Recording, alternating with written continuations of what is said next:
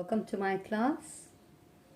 We are continuing on with Unit 3, and in this we finished with the measures of central tendency, and we are doing methods or measures of dispersion.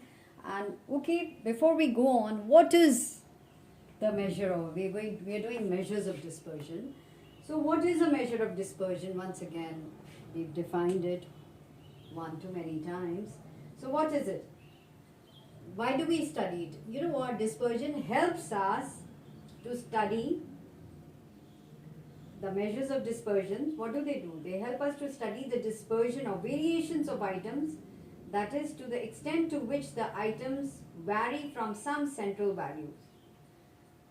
So, in short, dispersion is a measure of the variation of items, the spread of items. So, in this, what we'll do is, or what we're going to do is, we're going to do the methods of measuring dispersion. So what are the methods of measuring dispersion? Now methods are based on the spread of values, just remember that.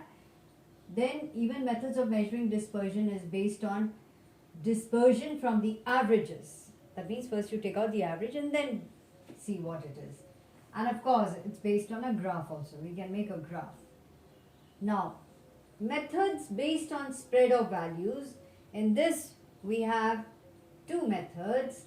They are range and quartile deviation. So, we're going to do all of this. We're going to do range in all the series, that is individual, discrete and continuous. So, also quartile deviation. We're going to do it in all the three series. So remember we did partition values quartiles. This is what we're going to do, Q3, Q1, etc. Now based on the second group would be based on the second category is based on dispersion from average. So first we take out the averages, like for example you take out mean or median, and from there what is the dispersion of those particular variables. So also standard deviation. Standard deviation is from mean, and just from mean that we do. And of course Lorentz curve is a bit of, we take out the cumulative, we take out the percentage and we plot it on a graph. So all of this we are going to do in the next few classes from now on.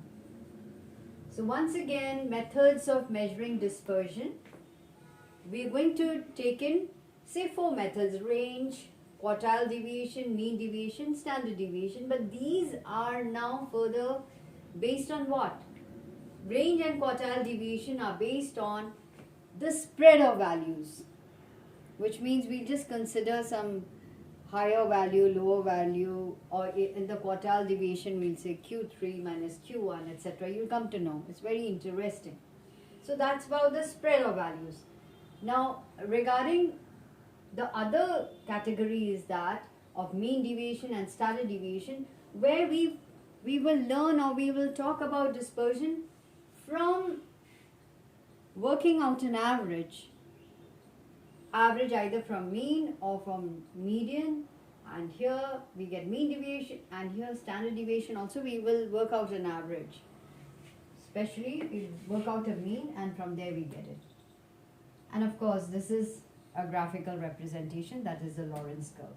Now having said this, let's just once again talk about types of measures of dispersion. There are two types. One is the absolute, in which the original units, the units that are represented in the original data are given. So in that they are known as absolute measures of dispersion. In that we come to range, quartile deviation, mean deviation, standard deviation. Lorentz curve of course is there. But let's just talk about these four. And we have what is known as a relative measure of dispersion. And in this we will talk about the measurement. They are measured. Dispersion is measured in either ratio or proportion. So just a number. We don't really talk about the units here. So that is, so, and this is known as, if we are talking about range, you will work out the coefficient of range, and we'll do it side by side. When we do quartile deviation, we will work out the coefficient of quartile deviation. When we do mean deviation, we will do the relative value as coefficient of mean deviation. When we do standard deviation, or we find out standard deviation as a measure of dispersion in the absolute way, we are going to do the relative measure of dispersion also. That is coefficient of standard deviation, and there is something also known as coefficient of variation. We'll do variance, that also is there. And then of course we will make the Lorentz curve out there. Alright, so this is what we are going to do in the next few classes. So we are going to talk about range, quartile deviation, mean deviation, standard deviation as the absolute values, and we are going to work out what is known as the coefficient. Okay, so just learn it out. What are the two questions that you can write? One is, what are the methods of measuring dispersion? Or make a flow chart to show that. And second, what are the types of measures of dispersion? Okay.